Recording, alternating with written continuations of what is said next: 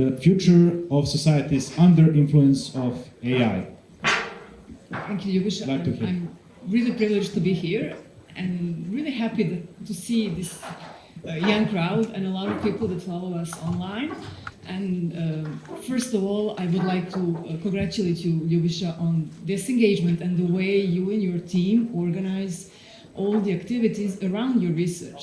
We live in a society that is super connected, but I think that we all feel that kind of disconnectedness that exists between what we find out and then what can be really part of the society. And in that sense, I also applaud your idea to involve more students. We do have some colleagues from other schools, from the University of Belgrade and other institutes, but also a lot of students online. And by this means, I want to invite them really to continue working together, because this is one of the good examples of such a cooperation between different disciplines, which is badly needed, obviously. So with this, I would like to greet you all, and I would like Ljubisa to relax a bit, since you organized all of this. This won't be a real tough conversation, but we want to learn from you, since you've been really involved in deep research about AI and other important things on what is your perspective. But first of all, let me introduce the other speaker, whom you haven't had the chance to meet this morning yet.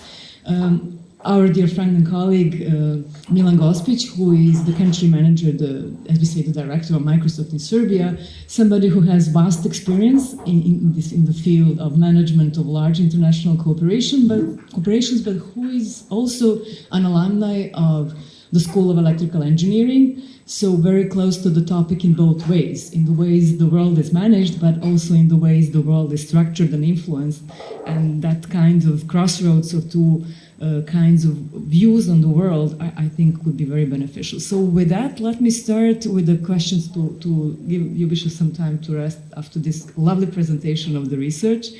Let me start with the question to you, Milan. We've seen also from the data presented this morning from the research that AI, or that advanced software with cyber-physical kind of presence, is deeply influencing our lives. The way we meet, we love, the way we eat, we think, the way we navigate, the way we buy, sell, communicate, name it.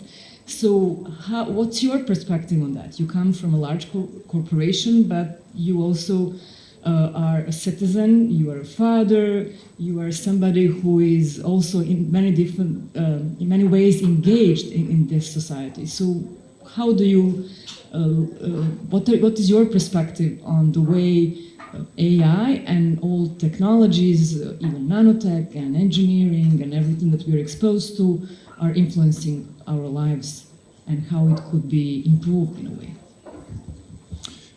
Thank you. First, it's a pleasure really being with you today. Thank you for the invitation.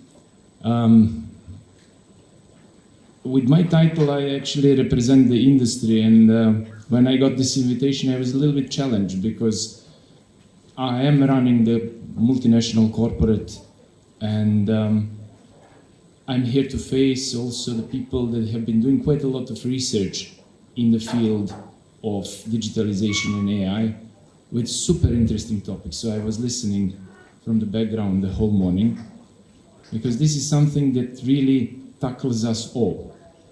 So us in an industry and us as a people and the society. And thinking like, what exactly can I tell you today? I came with two artifacts with me. One is a book, and another one is, of course, my laptop, where I do have some things that I cannot just memorize, but I would like to repeat later on as we speak, when I actually explain what is the Microsoft position towards building a digital society in which we live. So when it comes to a book, there's a part which I promised to Ljubisa. He said, you need to also say something personally, and I said, okay. So I was thinking what to do, and I said, fine. Before I joined Microsoft, actually, I got this book, and for me, this book turns into a little bit of a digital Bible. The name of the book is How to Fix the Future, and this is not a commercial now for this book, and it's written by Andrew Keane, but it's actually the book that gave me quite a lot of insights from the moment it was written, and that was not really the era of all the AI and the advanced technologies that we have today, but it was written, let's say, maybe 10 years ago, when real digital things have started. And what is interesting about this one is that you will see that it's repeating a few things. It is calling this what we are going through as comparing it to industrial revolution. So it's interesting to see how you compare the previous industrial revolution with this digital revolution that we do have right now. And he says, this is a maybe book, because he's putting a lot of questions based on the belief that the digital revolution can, like the industrial revolution, be mostly successfully tamed, managed, and reformed. It hopes that the best features of this transformation, increased innovation, transparency, creativity, even a dose of healthy disruption, might make the world a better place. And the announcement, I say that we as a Microsoft, we believe that digitalization will make a world a better place. We work in that direction. So I would say that in this personal, let me say, part, before I move to telling you a couple of trends, I have one more thing here that I would like to say, which I think it's a fundamental, and it's really good basis. He says, like, 5 tools for fixing a future: regulation, competitive innovation, social responsibility, worker and consumer choice, and education. So, running into this digital revolution that we are in, I think that I would even start from the bottom up, and that's the education. This is something that we in Microsoft are really pushing hard, because as much as people adopt the knowledge about the new technologies, the things will really move in a different direction. So looking from that perspective, we see, I will say now, 3 trends, let's say, that we believe are powered, significantly powered by AI, and that are affecting everything we do right now. The first one is a new world of work, where we do see this hybrid model that is arising.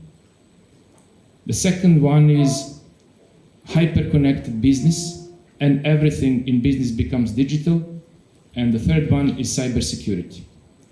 So, interesting to say how we see the future is to know that power of the AI, which for me it's a little bit now word that we are using maybe too much, is behind all of this.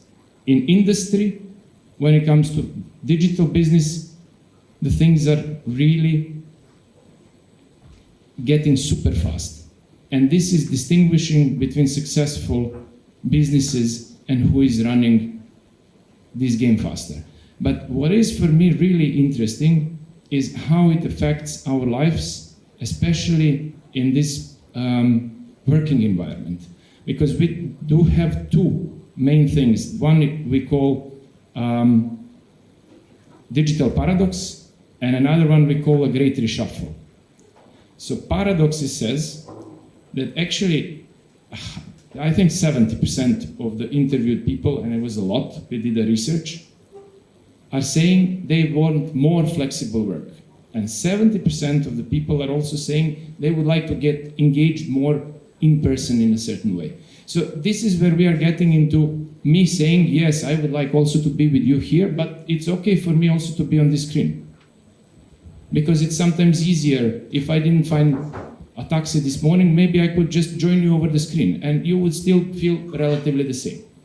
So another one is a great reshuffle, because we see that it's never been so many people that are changing their jobs like it is in the past year or so. So these 2 things are creating a framework of how we want to set the tools because you have to see Microsoft as a company that is giving you a digital tools. So we are actually working for your success. So we are giving you the tools to use them in this digital world. So how are we going to set it up? You for sure heard for the metaverse.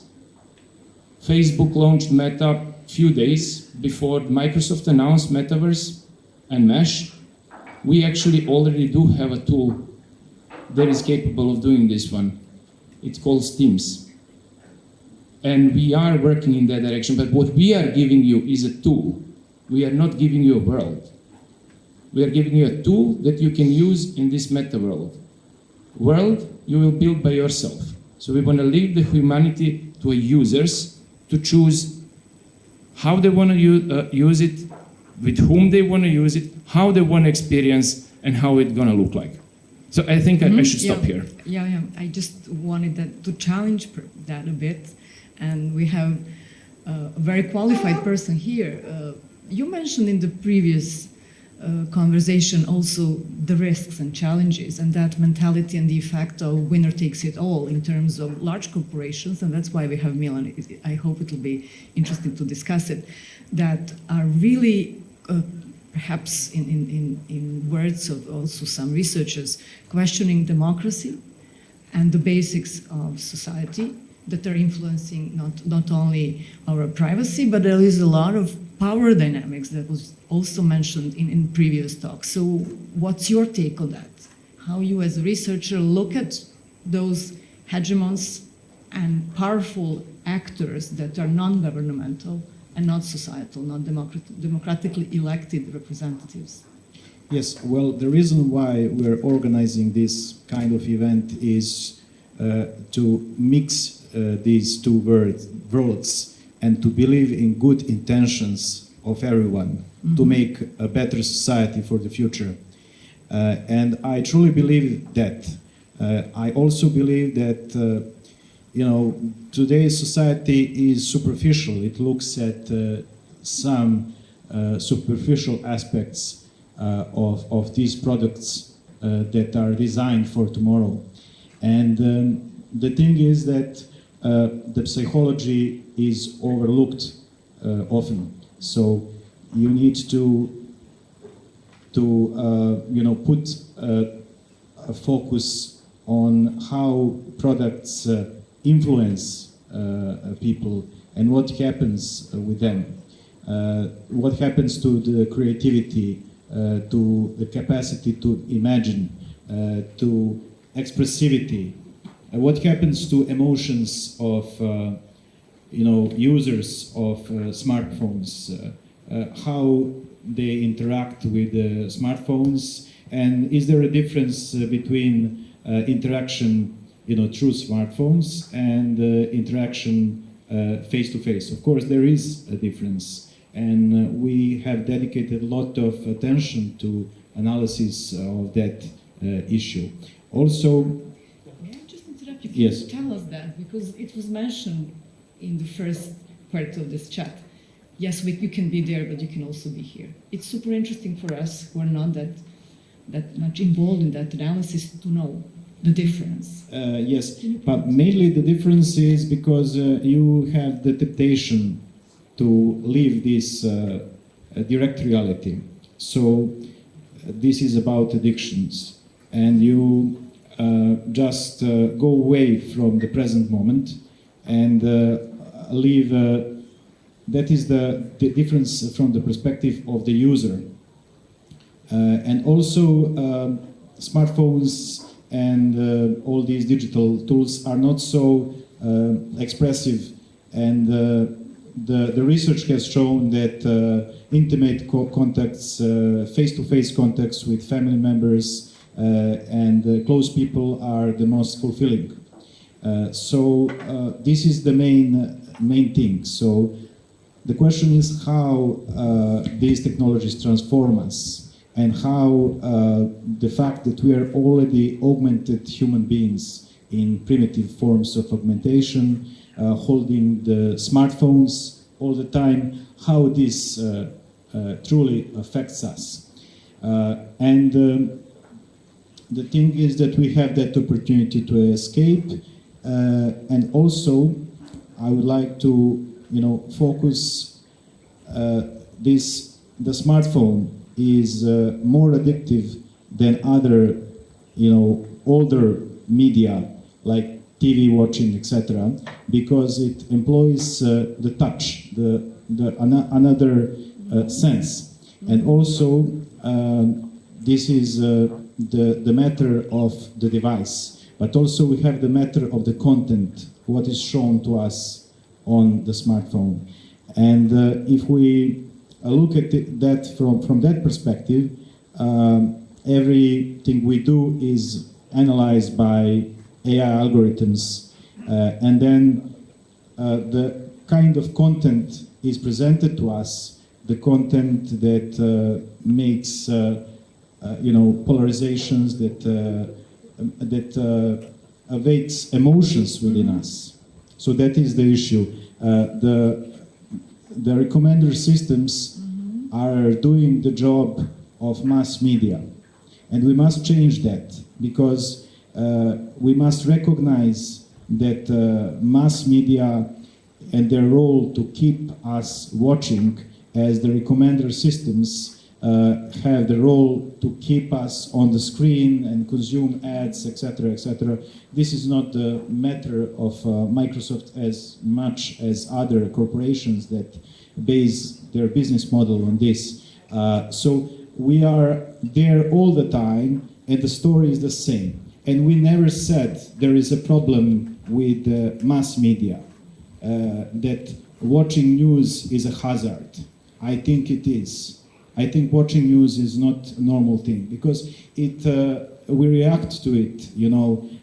The fear is spread by media, and the same happens with recommender systems, because they have the same role to keep us consuming. So we must recognize this, and we have a historic chance to change this, because we can change the algorithm, we can change the recommender systems, and this event is something I see as an opportunity to start the initiative in that direction, in the direction of the change, because I truly believe that tech companies have a good intention, and they can, lower their profits a little bit and make a significant change in society.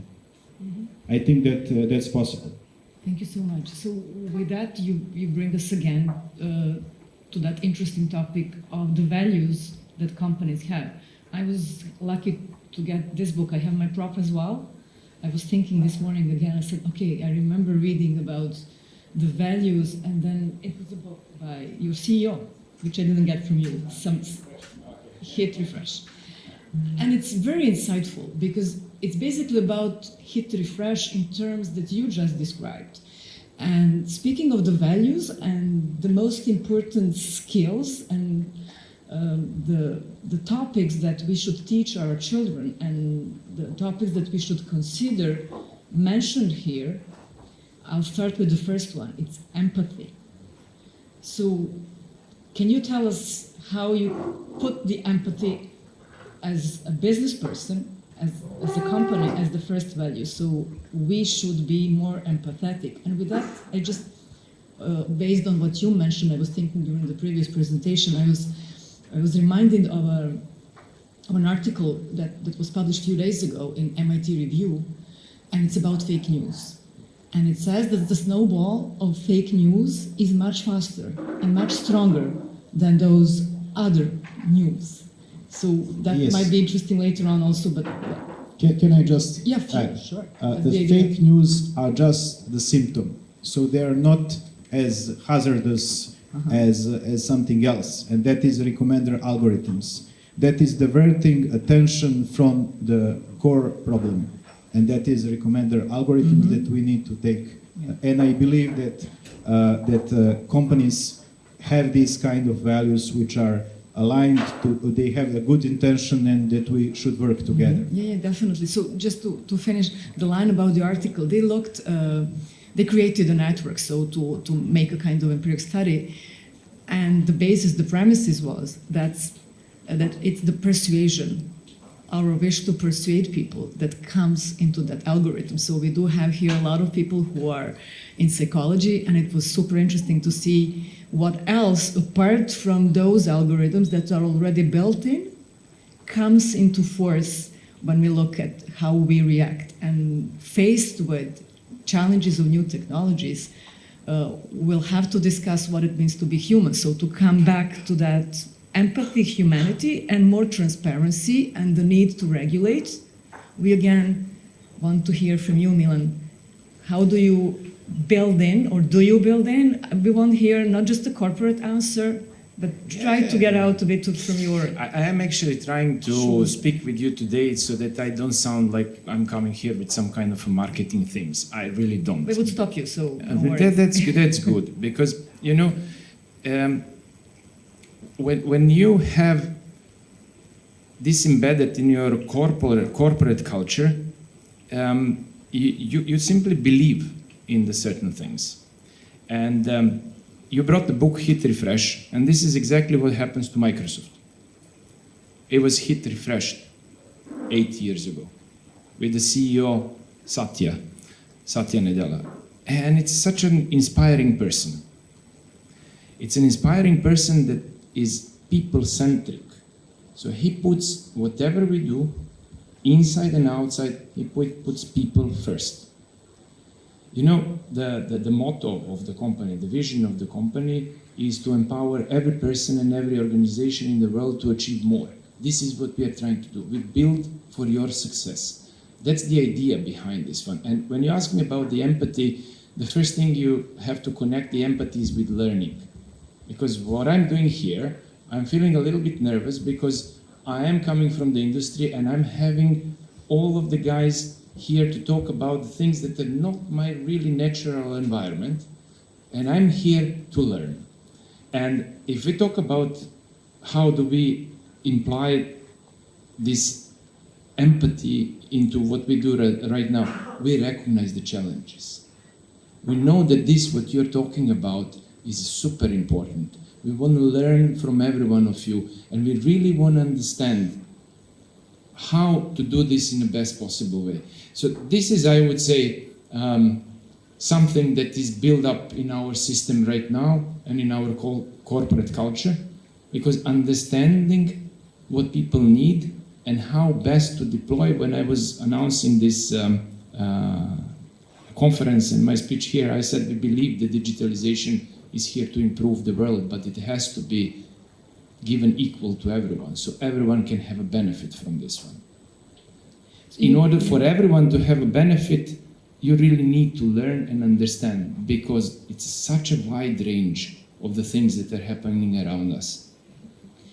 I also mentioned transparency here and the need for smart privacy. And speaking of values, I mean, I was amazed to see that a lot of the favorite employer of young people here is the development center that they have, which is great for us because here in Serbia we have the team that is working on some of the biggest challenges. And I always use this opportunity, you never know who's looking, just to say that we do have here really great people, great researchers like you, and we look forward, and this is one of those events where we can even do more to link those guys and girls there with you, and then to see how we can connect the dots and really have it interdisciplinary way we speak. So what about that smart privacy and the interest of individual?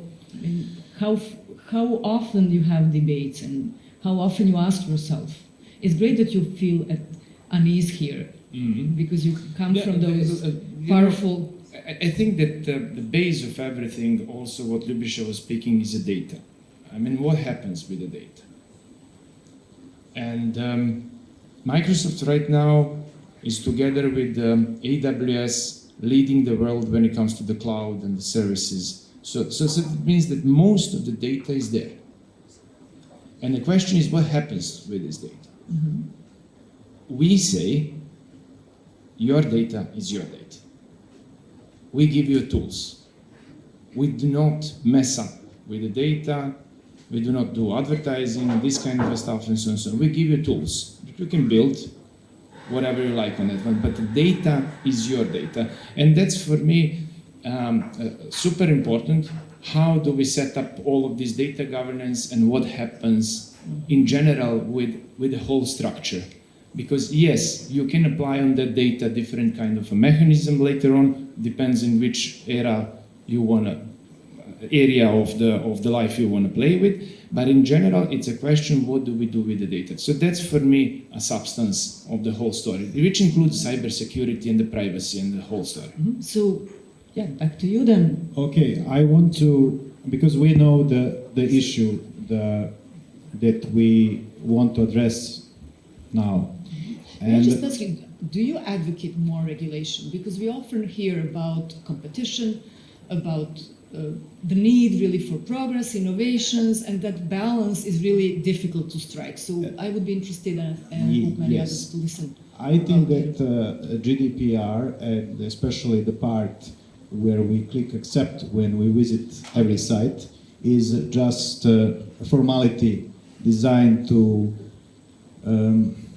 help the companies take our data. So because nobody reads really these terms and regulations, we all click OK and accept, and we consume the websites. So what happens with the data, we don't know. And this is just the superficial thing. And also the focus on Cambridge Analytica and those companies, these are just small players, and they're not as important as the big tech companies that create these recommender algorithms and they manage them.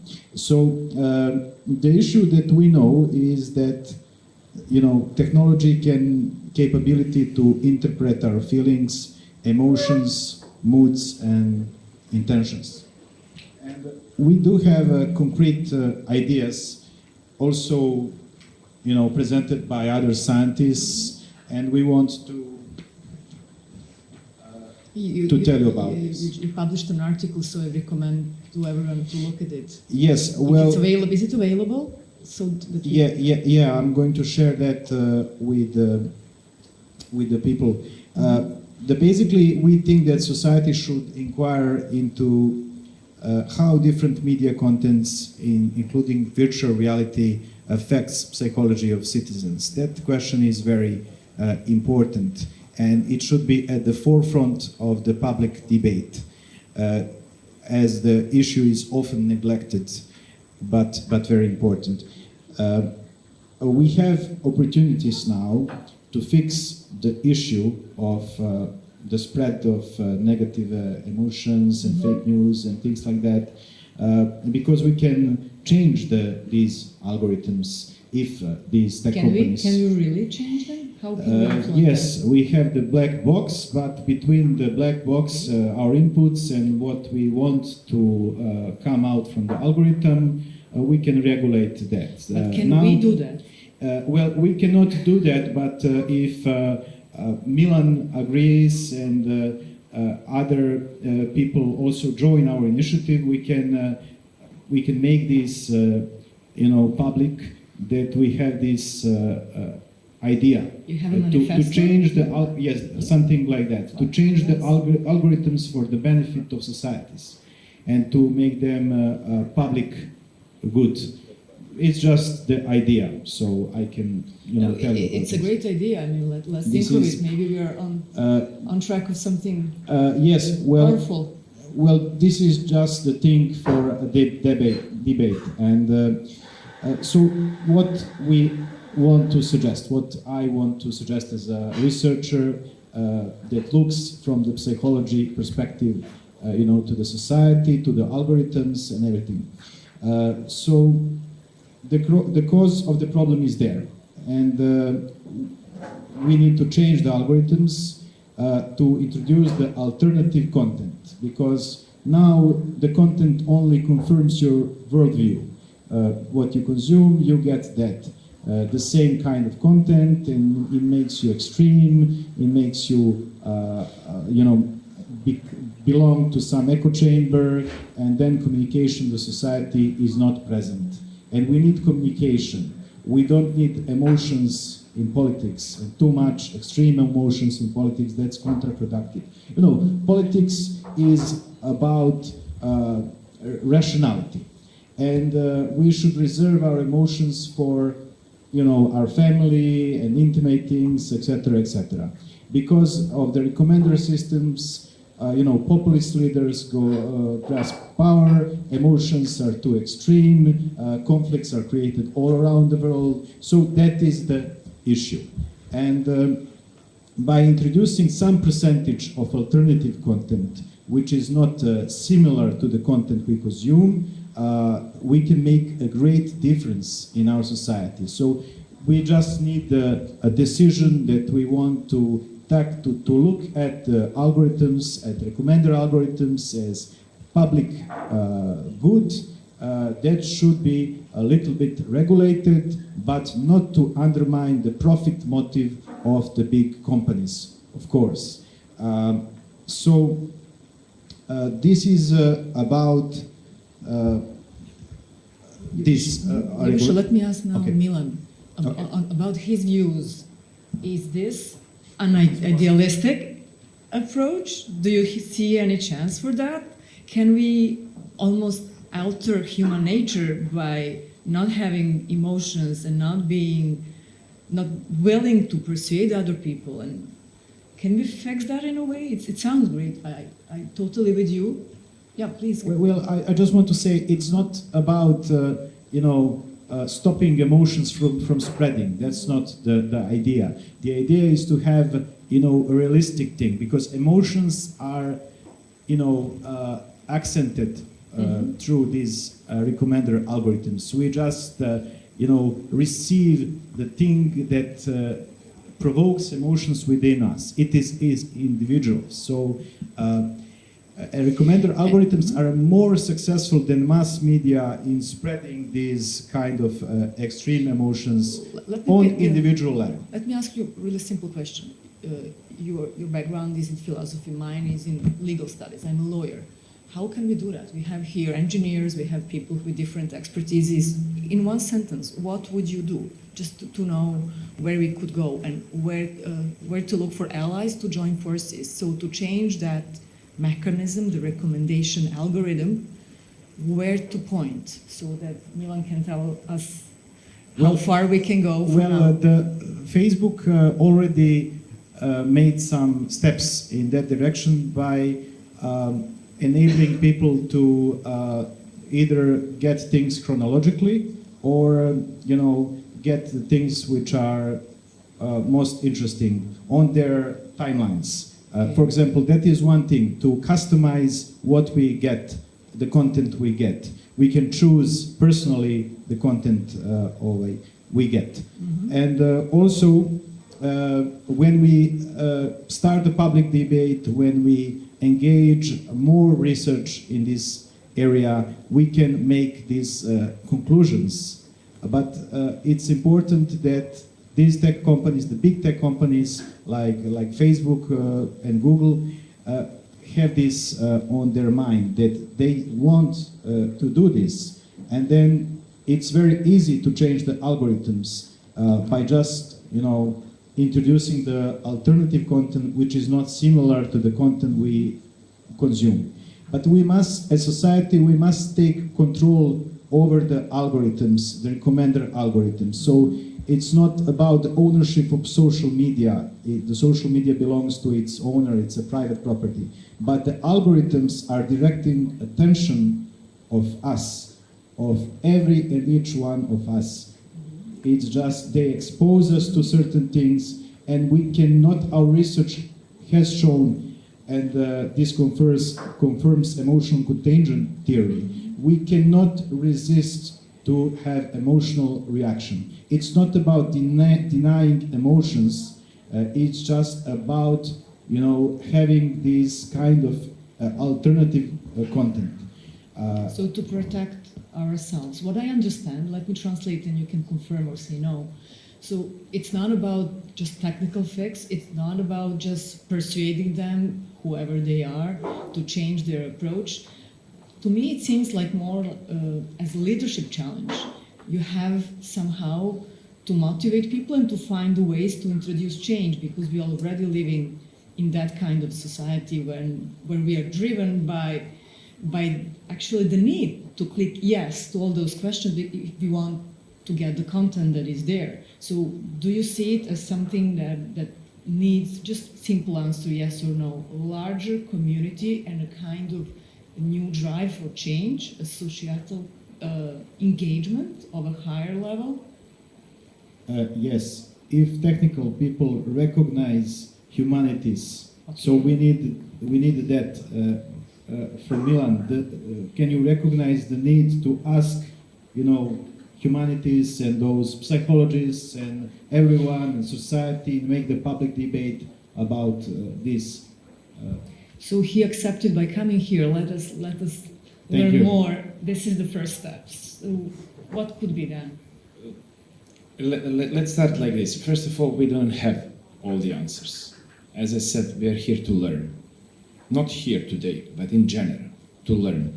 But we do have a very specific approach that might be that the others in the industry do have too, but in some other way. We call it responsible AI. So we have structurally embedded the way that we are working with this advanced technology, because why we talk about the AI? It is a technology that is for the first time getting close to a human rationale and a thinking. Like it can match in a certain way how the things will happen, whatever you do. So we call it a responsible AI. And I just opened the page because I don't know all the mechanisms that are basically embedded in a corporate in our engineering. We have so-called Ether committee, we have Office for Responsible AI, and we have a Responsible AI strategy in engineering. So we have several mechanisms to control everything we do.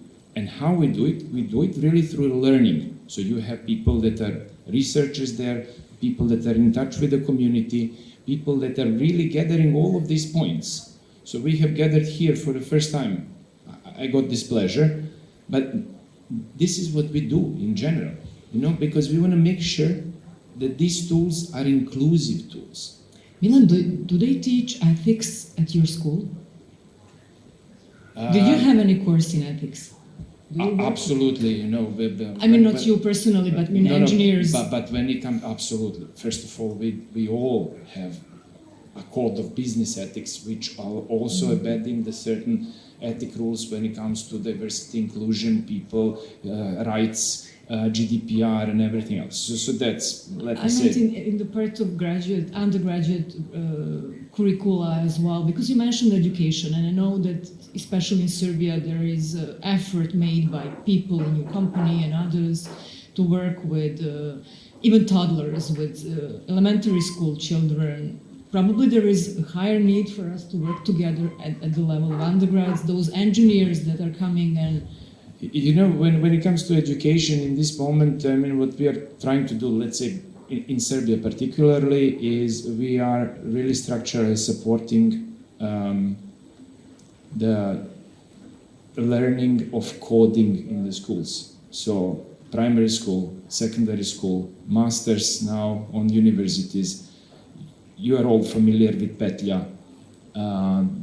Whoever has a kid in Who doesn't primary, know? It's a program that they supported, that they developed. You can say. Yes. So basically, this is what we do. On top of that one, we launched few other things related to learning people about skilling people actually about the digital new digital skills, which they can use. Empowering people at an early age that they can. We launched this national skilling program that we have 6,000 people applied and so on. So we are constantly allowing people to learn about the digitalization, about the tools, about the jobs inside of this story and so on, because we believe that's the foundation for all of this moving forward. So this evolution or revolution, digital, whatever we can call it, that is happening right now, so that people come into this one ready. And that's for me important. So you were saying about, okay, but how do we get people on board? We can only get the people on board to understand what actually these tools are. Because, People were not But Milan, being let me capable of ask- driving yeah. cars, and now we have cars on the street. So when there is that little box and you click yes, how much you really know about what you're doing? Can we learn more? How we can be more? How can we empower ourselves, or how we can help our children to be more precautious? Is there anything on the horizon that could be done? Because we are all tempted to just, give up and go further in searching those that's the webs. part that is now stepping out a little bit of what we right now see as an industry. We are still in some basic things of how to use the digital tools, which are normal tools like Microsoft products. I don't want to go into marketing right now about the products and so on, and what kind of education you can have in order to get a certain certificates and so on and so on. But this what you're asking is more in the domain of Ljubisa and the people to start something like that, really educating people on a higher level. And I have seen a lot of things in the media, on the YouTube. You can find what does it mean if you use the social media, in which way you present yourself, what actually you're getting into, and so on and so on. For me, this is more like something that we can just support and someone else to drive, because it's more from the psychological than from the technical part. I didn't actually explain that Petlja effort. I know that a lot of you are familiar with that, but it's a program that was developed by people from Serbia in their company that is given to the educational system and is now introduced in elementary schools. And it's basically, that's why it came to my mind, it is basically helping them to get skills, not just to code, but the whole idea is to make them ready and provide them with some reasoning also skills, so that they know and that they have some tools how really to navigate through that system. So let us now come back to you for the conclusions, because we also came, the two of us, but also many other people and those maybe engineers and others on our online streaming for those answers. You young researchers in Serbia can perhaps enlighten us a bit on how we can join forces. Yes, that's the idea, to join forces, and I really recognize and see what you do as a company. There are things to be improved, of course, and for example, that psychological perspective and how your devices and products influence people on some basic level. That's the idea. For the conclusion, I would say that the future maybe, as Elon Musk says, in chips that will be implanted or something like that, and that we can send messages through telepathy. The main concern is, will AI get a grasp over humanity and be autonomous? That's the issue for the future, and I want to close this discussion with that, because AI gives us, and currently recommender algorithms give us possibilities. They give us topics, they give us temptations, they give us the reality that we're exposed to. So they're something like gods, and they really influence society.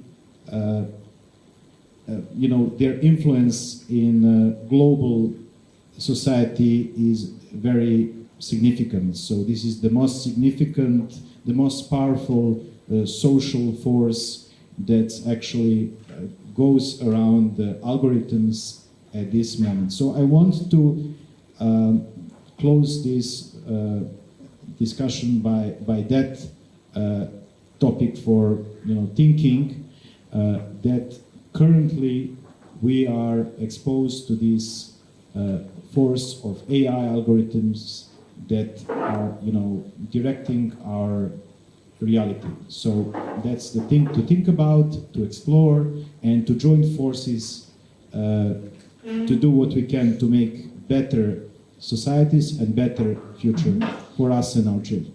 So in a nutshell, you're an optimist that we can influence the way Yes. societies are developing? If we look from the perspective of psychology, if we don't have only profit interest in our mind, we can change the future, inspire people, and by simply providing the content that can inspire them and then can make them more productive and not only fearful and extremists, etc., etc. And what about you?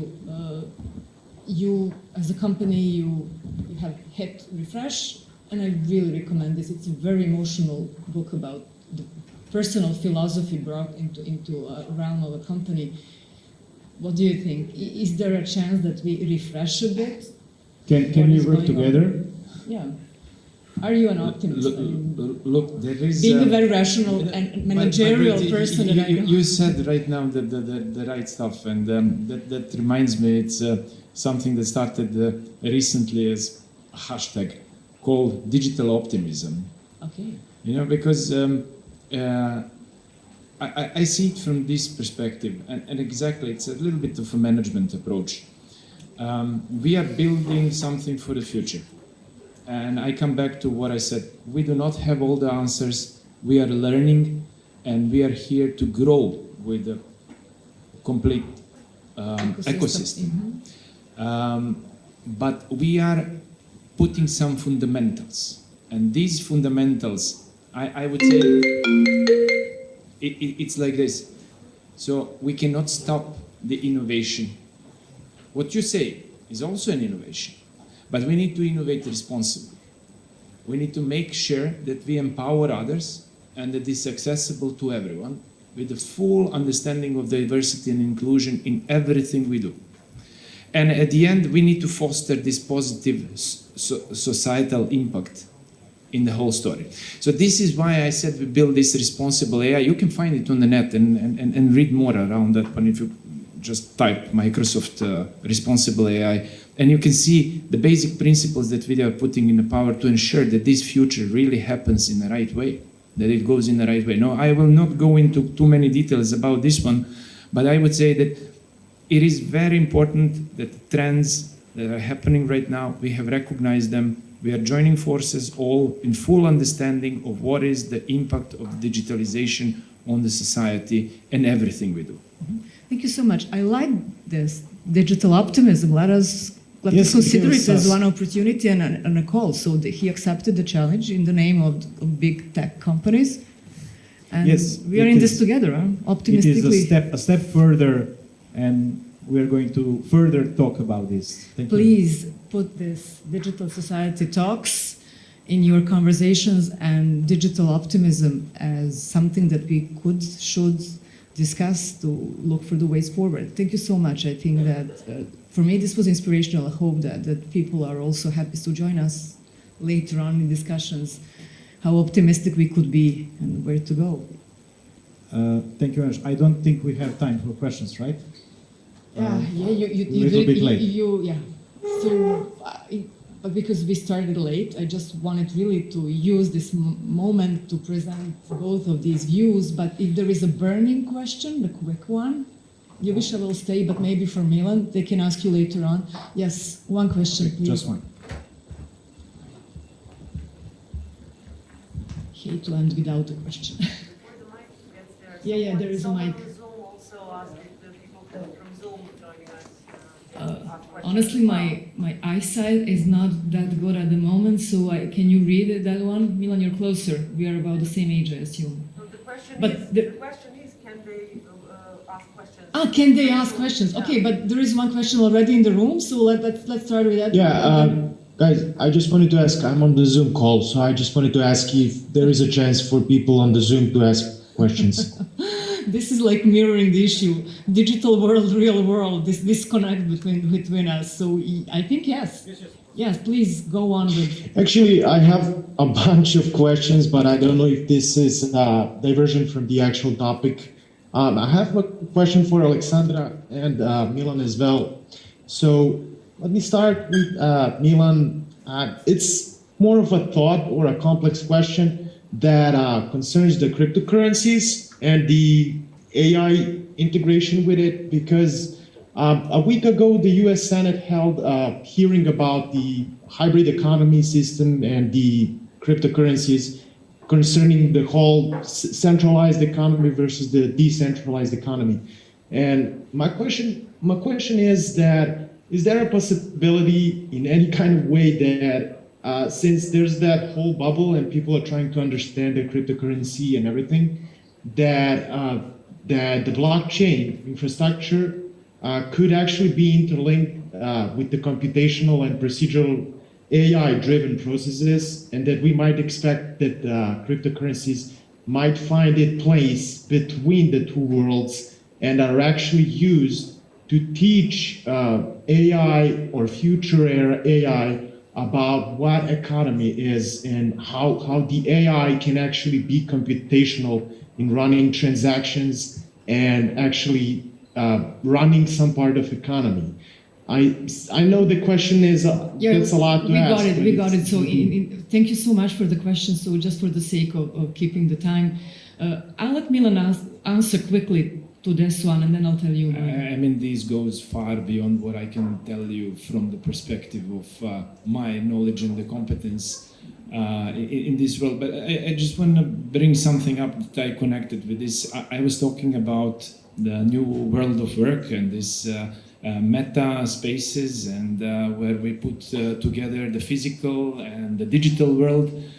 And I'm quite sure that we will see a lot of things being born in this new world. Mm-hmm. Just a couple of days ago, I clicked and like really something. Nike has bought a company that is doing actually the virtual sneakers for this world. So, you know, the fashion, the everything that will happen. So it is amazing for me, who are part of the tech company, where I cannot see the possibilities that are popping up. So it is amazing what will happen. We will have additional words. So probably blockchain will find, cryptocurrencies will find, the economies will work in two worlds. We are going to pay our shirts and sneakers for our avatars. I really don't know. I'm going to learn as all of us. But you know, you are youngsters who will actually grow this world up. I'm looking at my kids that are teenagers right now, how fast they are in these digital worlds and how clever they are in the way. And I see that this is going to be the biggest innovation that we're going to see. We say that in next 10 years, we're going to see a digitalization that we have not seen in the past 40 years. So can you imagine that speed? So I'm really happy we have this kind of a conversation also to sparkle this idea among youngsters, because you can bring those topics really up and understand how this will impact every one of us. Thank you so much. So I'll just say I am an optimist, and I think that definitely the link between education and research at the first place, and then disengagement with science and research that you are a part of, is the best way forward. I would even not be hesitant to say the only way forward if we want to be mindful in what we participate. And you want us to ask another question because you're here, the kind of host. Yes, let's go for another question because it's really interesting. Yeah. Well, having this kind of an important, topic regarding on these private policies and etc., but there is like a more general aspect to it regarding on what we are seeing on Estonia, for example. It's the digitalization, the whole citizenship and the whole network in between them. So people are voting through their cell phones to change the routes of a bus stations or having the closest hospital approaches, and they are using Microsoft Azure and AWS services. And I thought that I would see some questions regarding on those, not on these small clusters of privacy policies, clicking the approve, I agree buttons or etc. I'm coming from Turkey, and I've been living here for more than 3 years now. And I have personally worked at Microsoft Turkey for digitalization of the citizens and municipalities regarding on many different municipalities, and it was really beneficial. So I wanted to ask if there is a possible pilot operations regarding on these digitalization of the citizenships.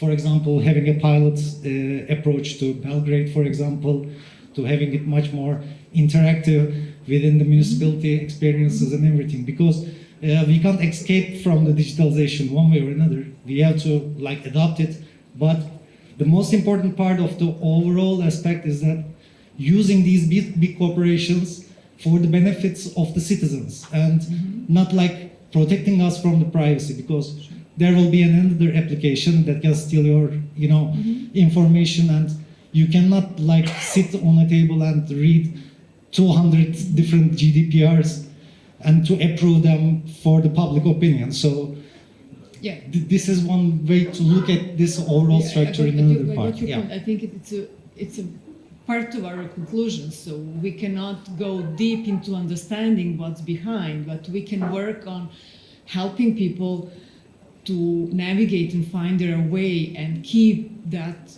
will that they are given to make choices. So we can conclude by using this as a call, and just to underline the call that we have announced here and the idea of working together and helping us use the potential of new technologies and to be optimistic, as we said before, not just to look at the threats, but then to be proactive and to work, yes, with the city of Belgrade. Estonia is a great example because it's a small country, and there is no excuse for us be like Estonia. That's the idea, because it's much easier to do it here in a country where a lot of resources are kept, even telco, in the hands of government and are owned by us in a way to influence that change. So I will just call it a call. I would just add 5 seconds on this one. Serbia has done a leapfrog, really, a big jump when it comes to digitalization in the past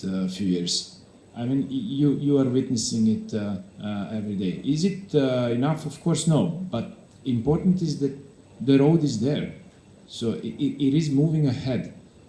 And so I think we want more, Milan, we want more. We don't see it in the streets, we don't see it in the city. I know that you're familiar with that Internet of Things, Internet of Bodies, and everything, so we need to have a pledge. Can we do more quickly? Absolutely. I expect that the things will happen very soon, and they are happening as we speak. So, we had the doctors sitting with me on a press conference a few days ago that are going to use digital tools for their collaboration.